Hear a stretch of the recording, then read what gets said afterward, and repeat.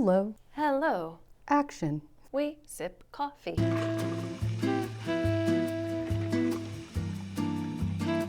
Welcome to Caffeinate and Advocate, the show where we sip coffee and talk all things mental health. I'm your host, Jess, and I've got Jamie back again. Jamie's back. Tell your friends. So Jamie is joining us again. Jamie, last time you joined us, I didn't ask you to tell us what your role at PeerStar is. And I'm going to ask you to tell us that because I'm not sure you know it. I don't know it. I'm stepping into some engagement opportunities and connection at PeerStar, bringing staff together, bringing community events together, bringing everything as a whole kind of together for engagement purposes, connection, and recovery support. And I do say that jokingly. Jamie is someone who will do whatever is needed. So Jamie has been transitioning from one role to another role to another role. So you do know what you're doing. With it. It's just fun to joke. But Jamie, last time we got together, we talked about change. And this time I want to talk about a common topic that comes up in work and at home and in everyone's personal life. I think I've probably mentioned before that I am a psychology professor as well as working at PeerStar. And it amazes me as soon as I talk about the topic stress, how many people become more stressed. Feel right away. Right away. Right as away. As I say stress, I can see it in their body. So I know that everyone is feeling stress at some point. And I have noticed that the more I interact at work and at home, stress seems to be climbing. So I'd love for us to talk a little bit today about, I don't think we need to really talk too much in detail about what stress is, but really how do we manage it? Because that's what people are struggling with. I think the biggest insight you made right there is people get scared of stress because they don't know how to respond to stress. They think stress shows weakness. They think stress shows inability or that they can't multitask or handle things, whereas that also kind of mimics burnout. Like you're giving yourself burnout because you're not finding those coping skills on how to eliminate stress. So it comes out in all these other forms, and it's like when you say the word stress, you're like, wait, are you catching on to me right now?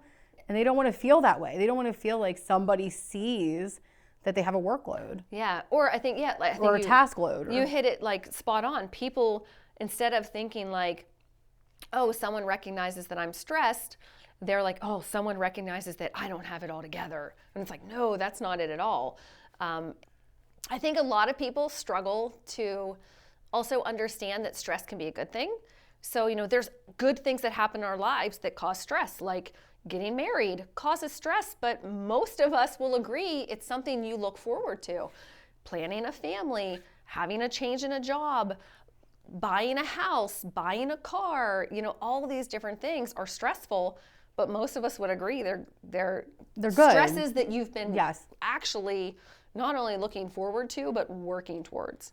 And I think that's where, and you do have the other side of stress where it is you don't know what you're going to be doing. You don't know where you're going to make those ends meet, I guess, if you want to say it like that. You don't know what's going to come from a change or come from any of the things that are happening in your life, and that can cause stress. The thing is, the body responds the same. It doesn't identify differently. We need coping skills, and that's really where do you turn? What do you do when stress starts to occur?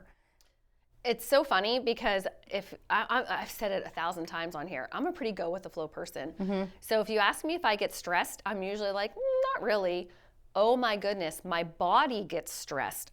All of my stress is carried in my body. So I will start to get tired. I will start to get a stomach ache. I will start to lose my appetite. Those types of things, even though I don't think I'm stressed, cognitively, I'm like, no, I'm good. If I sit down and look at what my body is telling me, I can go, oh, Jess, you might need to get a game plan together because something is stressing you out. What is it? And that's a big one. And let's get a game plan. Identifying it, because I think that's a big thing is before coping skills, you kind of need to know what's causing it. And there are times, I think that I'm high functioning when it comes to stress. I can keep going. Yeah. But then it all hits at once and I'm like, well, or right there, you come up and ask me, hey, are you a little stressed out? I'd be like, what? Like, what? No, not at all. And then I'm like, maybe I am. Maybe Yeah. I am. You know, and coming up with a plan. And again, is kind of identifying like priorities. You know, what's the priority? What are the things that need to occur in this section? What are the things that need to occur over here? What can I put over here for a minute? And again, asking for support, because stress is it's a downhill slide if you don't start to try to alleviate that. It is amazing what making a list can do for me. Now, not for everybody, because I know there are some people that making a list, when they actually put everything down, that can be overwhelming. Yes. But for me, when I'm starting to feel overwhelmed or stressed, if I start, and usually, honestly, majority of my stress is always around having too many tasks to do, whether that's work combined with home, combined with, responsibilities elsewhere. And so writing that list down and actually being able to say, okay, what is a priority? What can wait? That helps me like breathe a little bit, like, because I can see it. Instead of it just going through in my head all day long, I can actually see it, and that's what lets me get a game plan And some people together. really thrive off of having that dopamine rush of checking the list. Oh, yeah. Checking that list off. Sometimes I write Crossing things off. down that I've already done. So I like, know, she can cross yeah, it and I'm off. like, I just cross it out with this Sharpie marker that I like so much.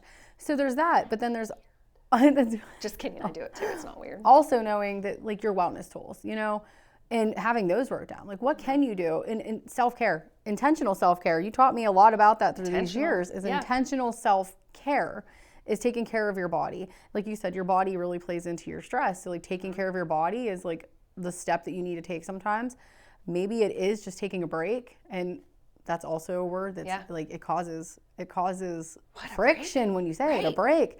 Yes, you need it. One of my go-to stress relievers right now, and I have to give credit to a friend of mine, Melissa, if you're watching, over the holidays, I was at her house and she went to her TV and she put on Holiday Ambiance on YouTube, which was just a beautiful lake view, and it had like a fireplace going and it played holiday music, where I have taken that now and there's winter ambiance, there's spring ambiance, there's jazz music, there's instrumental.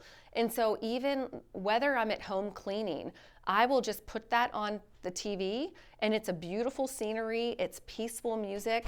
If I'm at work, I'll put that on one of my screens and I have that playing in the background. And it's just, soon as I hear that, I feel my body relax.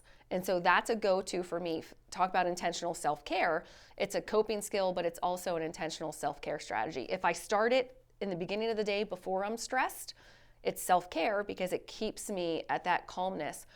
If I don't do it and I get stressed, it becomes a coping skill because I turn it on to decrease the stress. I think that it's funny because yours is very mellow and stuff, and mine is the opposite, and it's maybe a little unhinged. But like sometimes it's just getting in the car and like recognizing it. Like I realized one time a few years ago, I was like, wow, I'm holding my breath, and you don't realize you're holding your breath. You're breathing, but you're holding your breath, and I'm like, I just need to relax and like I need to release that. And I remember just taking a very deep breath, relaxing my shoulders and letting out like a very deep, like just scream. I'm not going to do it. But like just letting it out and being like, scream.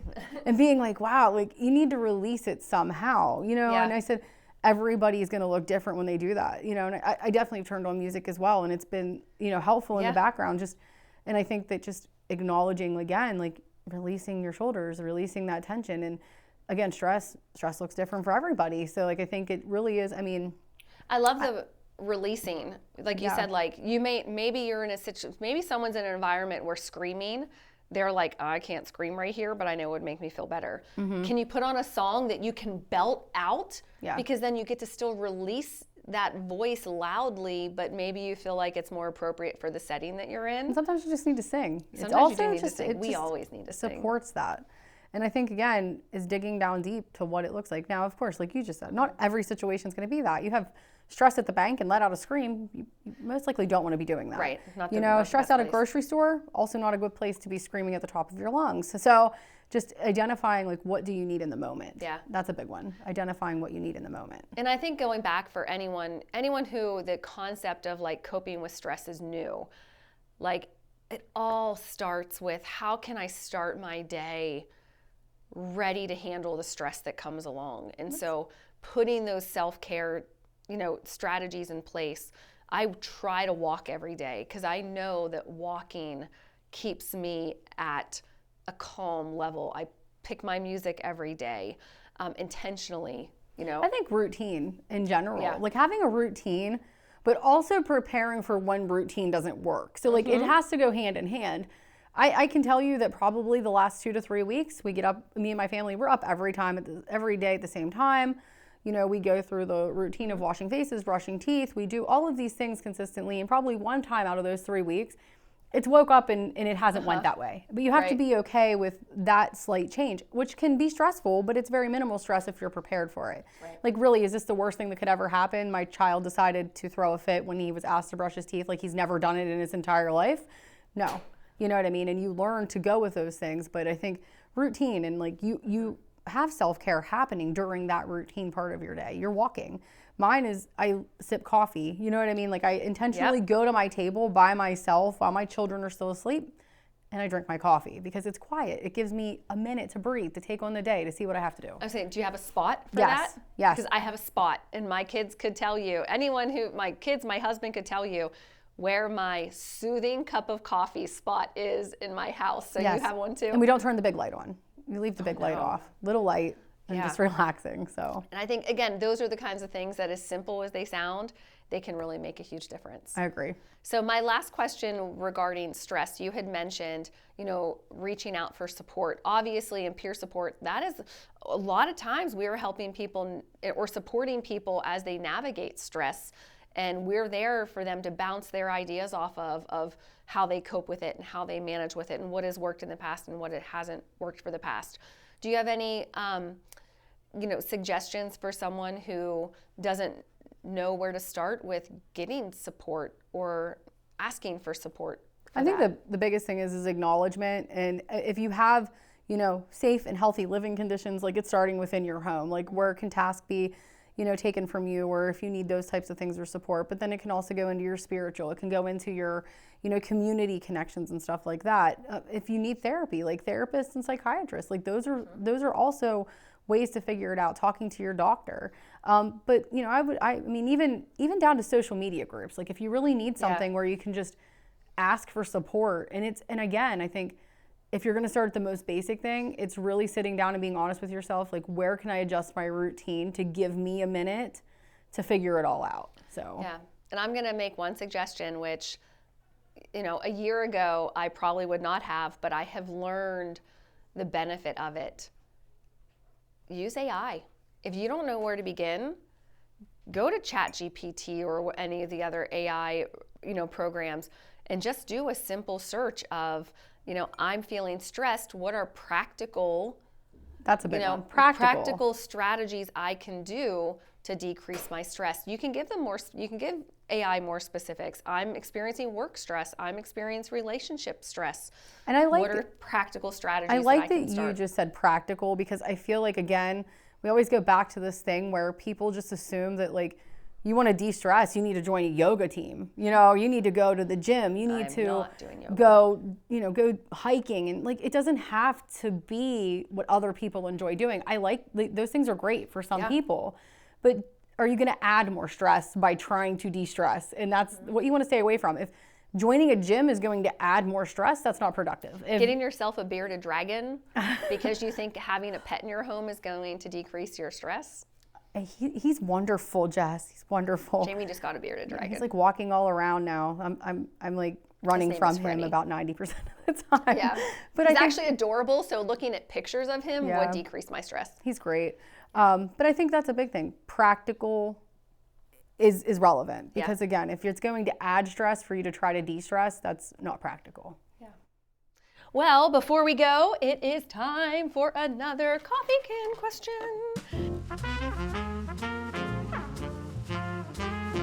So pick one that's not the one we did last time. All right. What strengths have you developed along your journey of recovery? What strengths help you manage your own mental wellness? That's kind of perfect. Oh, that's fun. I think that like some of the strengths that I've developed is being able to be upfront with people. You know what I mean? Like one of my strengths now is is being authentic in the way I speak to people, is being transparent, and those types of things. And being able to say, I mean, even in today's topic, like looking at someone and saying, I'm stressed, you know, or looking at someone and saying, I'm not well, or looking at someone and saying, I need support because this isn't going the way I thought it was going to go. And I think that in your journey of recovery, that's one of the most significant things you can see is being able to step back and say, I might be a peer support specialist, but at the end of the day, I'm still a peer. And I'm still a person who needs support for some things, because never anywhere, I don't think you're ever going to reach a level in your journey, in your recovery journey, that you don't need some type of support. Yeah, I do think one of the things that I have noticed as I've aged, as I've learned more, as I've helped or been helped, is that vulnerability is not a weakness. That vulnerability is actually a phenomenal strength. It's amazing. And it is a strength in building relationships with humans. It is a strength in overcoming the things that you've experienced in your life.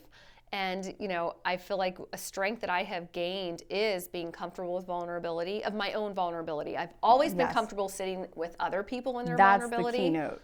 But being comfortable with my own vulnerability. And I think that, you know, even being able to be vulnerable without giggling. I mean, I just giggle. That's my coping mechanism to everything. But yeah, that's definitely something. So, well, thank you, Jamie. I appreciate it.